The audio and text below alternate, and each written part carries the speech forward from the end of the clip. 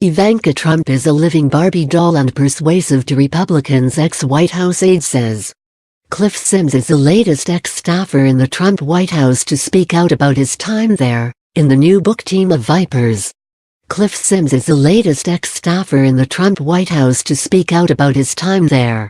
Armed with what he says are hundreds of pages of notes that he took during his tenure, he has written Team of Vipers, out now and already quickly rebuked by President Donald Trump himself on Twitter. Sims, who was on the communications team as a special assistant to Trump until 2018 after working on Trump's campaign, is critical of the administration even as he stands by many of its accomplishments. That dynamic extends to some of his colleagues. He describes a chaotic environment, with no obvious leadership except for those in Trump's inner circle. Daughter Ivanka Trump and her husband, Jared Kushner, were among the privileged few, Sims writes. And while the first daughter has gathered many detractors in the years since she waded from business into politics as her father's senior advisor, first on his campaign and then in the White House, Sims isn't one of them. The first time I met Ivanka in Trump Tower, I was genuinely stunned by what appeared to be a living, breathing Barbie doll, he writes. I distinctly remember thinking her face didn't appear to have a single blemish. There was nothing being covered up by makeup, he continues. While her critics claim she has a plastic vibe, I didn't see her that way, though like anyone else, she could be scripted and find some topics and people more interesting than others. Sims writes that he was also struck by the fact that she was unfailingly polite. Ivanka laughed freely and had a breezy air of confidence about her, he writes. She could be assertive at times, but never rude. And if anyone could have gotten away with being rude, it would have been her.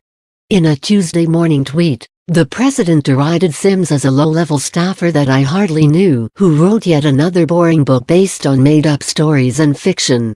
According to the New York Times, Sims left the administration last year after clashing with John Kelly, then the chief of staff.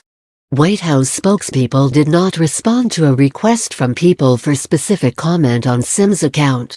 According to Team of Vipers, Ivanka led a group of aides determined to convince her father not to pull out of the Paris Climate Agreement. They failed a high-profile example of what Ivanka critics called a persistent inability to influence the president's positions. They have accused her, essentially, of hypocrisy, nominally distancing herself from some of her father's most unpopular policies, but continuing to work in his White House. He knows exactly where I stand on any issue, she told ABC News in November. I'll always tell you what I'm for, but it is not my place as somebody working within a White House to tell you what I'm against. The only person who knows that is one person, and he knows it. Still, Ivanka continues to hold sway over her father, according to Sims. She has claimed victories as well, including backing a bipartisan bill this month supporting female-fronted businesses around the world. Ivanka was and is a valuable asset to the president for one simple reason: he trusts her, Sims writes. He wasn't acquiescing to her every wish, especially on policy issues. Quite the opposite, in fact. But at the very least she eased his moods and made him happy. And for a mercurial leader like Trump, that's not nothing. No one wants the alternative. Sims adds, in my experience Ivanka also happened to be one of the most persuasive surrogates the president had, both in terms of selling his agenda to the public and in twisting the arms of wavering members of Congress. On tax reform, both of those talents proved valuable. Ivanka's White House role has long drawn scrutiny. According to some accounts, other aides have complained about the unusually secure position she and her husband hold in a turbulent West Wing. He is my father, and he's my boss, Ivanka told ABC News. And one of the reasons that I have such a good relationship with him in both a personal and professional capacity is because I'm incredibly candid with him.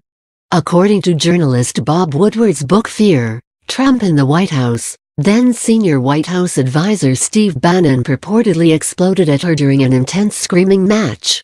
"You're a goddamn staffer," Bannon yelled at Ivanka, Woodward reported. According to his book, The outburst came as Bannon was informing Ivanka that in order to talk to the president she had to go through then Chief of Staff Reince Priebus like any other staffer. "You walk around this place and act like you're in charge, and you're not," Bannon reportedly said. "You're on staff. I'm not a staffer. I'll never be a staffer," Ivanka fired back, according to Fear. "I'm the first daughter." Woodward reported that it's not her only ambition. Ivanka also aspires to become the first woman president. While Sims doesn't address this claim in Team of Vipers, he does reflect on the collective cost of being in the Trump White House. His conclusion is surprisingly damning, considering that he still supports the administration. "The inner circle of Trump world was not always a pretty picture," he writes. "Too often it was a portrait of venality, stubbornness, and selfishness. We leaked. We schemed. We backstabbed.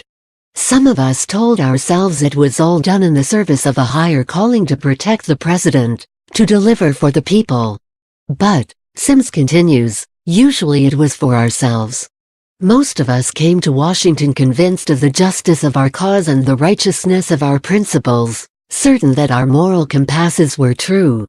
But proximity to power changes that. Donald Trump changes that.